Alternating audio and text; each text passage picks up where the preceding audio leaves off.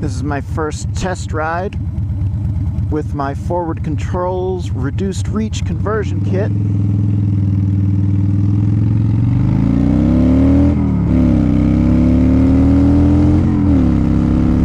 And the only question I have is, how did I wait 2 years to do this?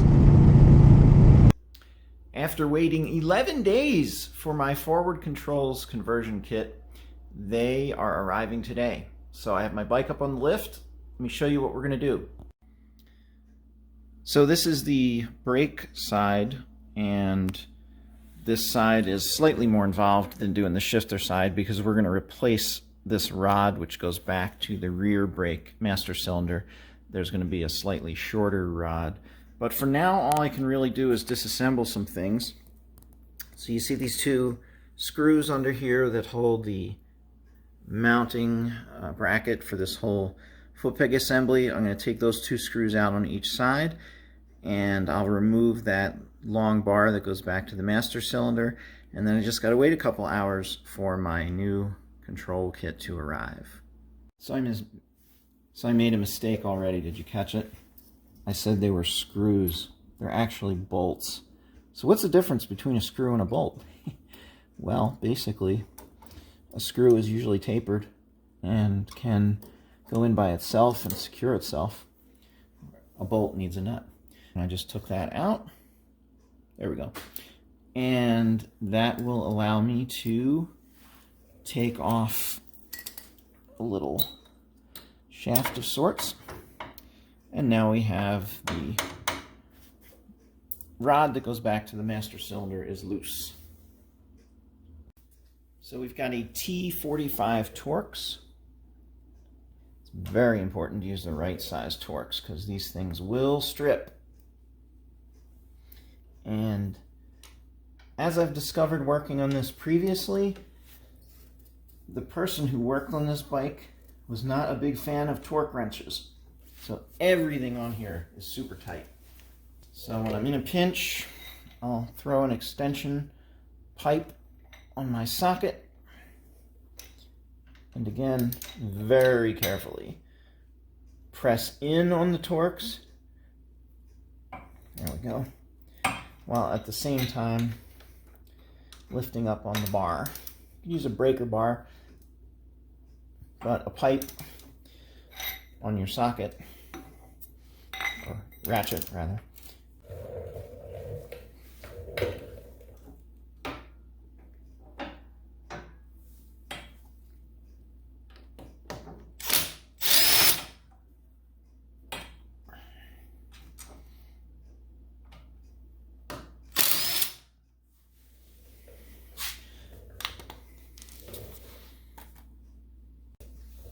So over here on the shifter side,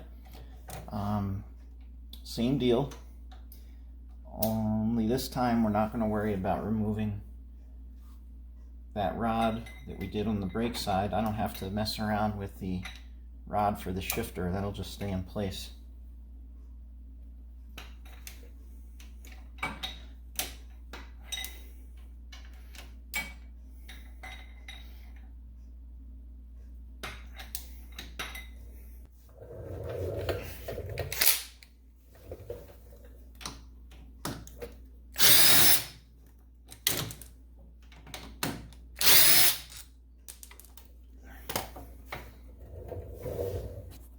Ta-da! The toys have arrived. Let's see what we got.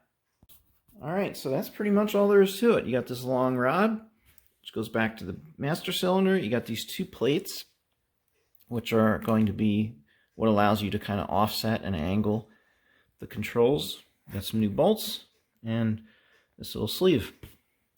So when it comes to taking off the old bar that goes to the master cylinder, there is a jam nut. Let's see where this thing is. There's the jam nut. And I loosened that last week just to make sure that I could get it moving along with this rod. And it was not, sorry for the focus, there was no issues with it being hung up or anything. But some people have reported problems trying to get this out of that master cylinder, and some people had them break.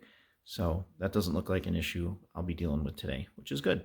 There you can see the jam nut, and there are two different sized wrenches. 7/16 is going to go on the master cylinder side, and 1/2 inch is going to go on the jam nut. And I'm just going to loosen the jam nut. So throw that wrench on there.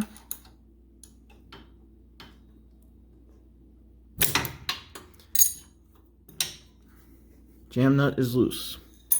Now I should be able to spin out the bar for the brake rod.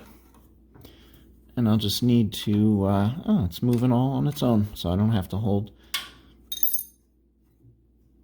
the master cylinder. When you install the new one, they want you to have at least 9 threads into the master cylinder. Alright, so I have the new bar, and I put the jam nut on it and threaded it on. So at least 9 threads are sticking out.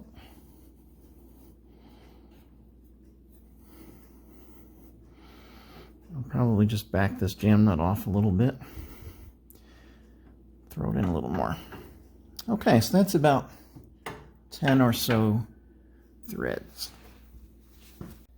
Alright, we need to take this foot peg off the control. It actually would have been easier to do it while it was on the bike, but I forgot.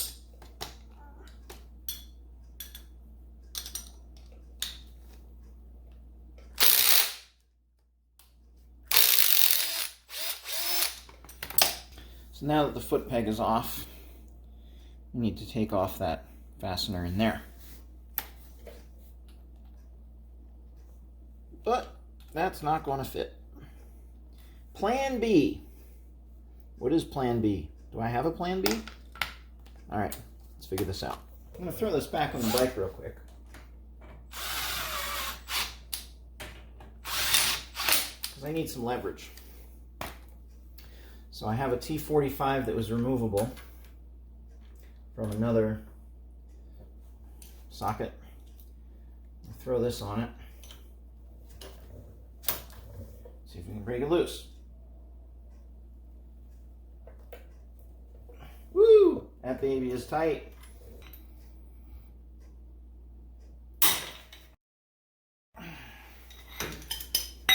Alright, so we snapped off the tip of the T45. That puppy ain't coming out without nuclear weapons. Plan C. I'm going to drill this thing out. I'll put it back on the bike so it'll hold it.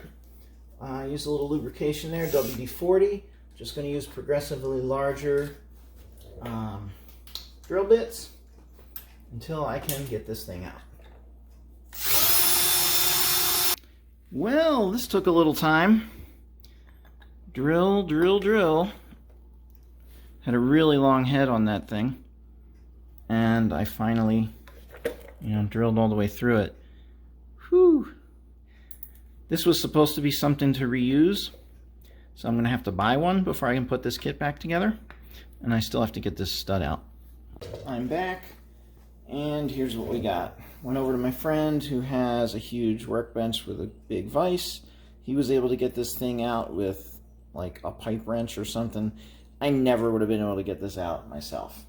So that's the good news. That's out. The bad news is I am going to need to order a new bolt, and I really wasn't clear why this whole assembly needed to come apart in the first place, and here's the reason why. These shafts, this is the old shaft. You can see how there's a little cutout on the one side. Now when I turn them over, you can see the cutout on the new shaft to the right is just slightly at a different angle. So apparently this shaft is different, and that is going to position the brake pedal differently. So I definitely needed to take this thing apart. I was wondering, you know, did I really need to disassemble it? And the answer is yes. So for now, all I can really do is attach the bracket. This is the plate that they have you use.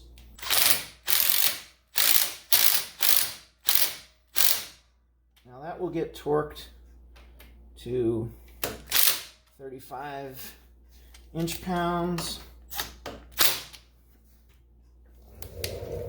35 foot-pounds. So there's a 1.5 inch bolt that goes on the top, and then a 1 inch bolt that's still going to go on the bottom. Now, can I torque this? Yes. So we're going to torque that to 35 foot-pounds.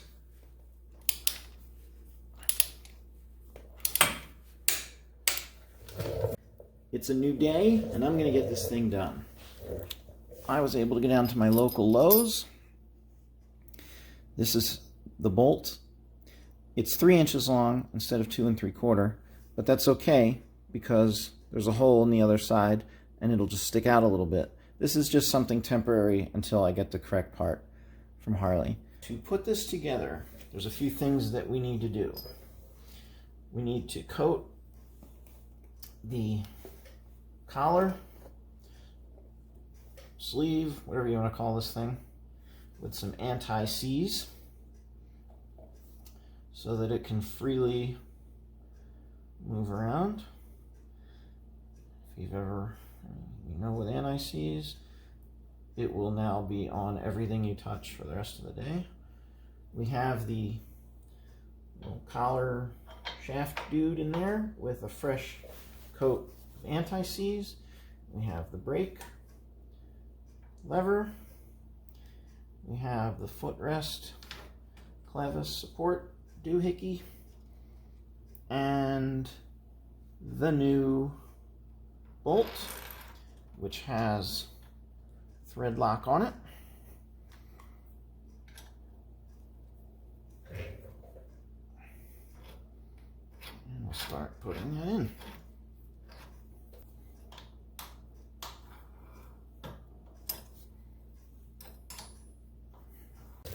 I had to spin this rod onto the master cylinder a little bit more because it was hitting things here. So now that that's done, I'm going to insert this pin.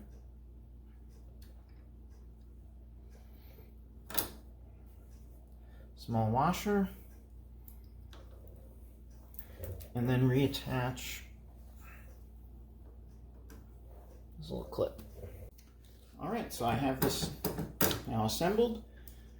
The last step up here will be to install the foot peg, and then I will tighten up that jam nut on the master cylinder rod and give it a final going over before we take it out for a ride. Alright, it's done. The controls are definitely closer to the rider now. The other side was as simple as just putting the new bolts in. You can see the bolts where it used to attach, and now it's a little higher and a little closer to the rider. So it's time to take a test ride. This is just amazing. It literally feels like a different bike. I can't believe I put up with those far-reaching forward controls for as long as I did. I mean, I didn't realize I had an option like this. I didn't realize this conversion kit existed. And I was looking for different options. The only adjustment I need to make is on the shift lever. It needs to be rotated up a few degrees. And they said that in the instructions that you'll need to adjust that. But I figured let's ride first, see what it feels like. But the brake is working just fine. The issue with the forward controls is because my feet were out further in front, there really wasn't a lot of weight on my feet. And when you got in the wind, your feet felt like they were kind of floating and wanted to lift off the pedals. It was really uncomfortable because you had to consciously press down with your feet. And I didn't get out on the highway yet, that's next, but this feels much closer to what I was used to on my previous bike, where my feet are very firmly planted. They're still forwards, you know, my knees are not 90 degrees, not even close, but they are just right, just right. It's amazing, you know, 1.2 inches I think is the difference, how much closer they are. And it doesn't sound like a lot, because compared to the stock mid controls, those forwards are something like 10 inches out. That's a big jump. But these feel so amazing. We are on the highway. We are cruising in 6th gear, and my feet are on my pegs. They are firmly planted. I guess I'd really have to ride for a good distance, you know, a half an hour or more, just to really settle in. But I can tell right away this is problem solved. I mean, compared to what they used to feel like, these feel great. My feet are not blowing off of these pegs. Not even close. So that should do it for this installment. Thanks for watching. If you're doing this project, you know, you might hit a few bumps in the road like I did, but it is so worth it. Alright guys, that is it for now. Till next time.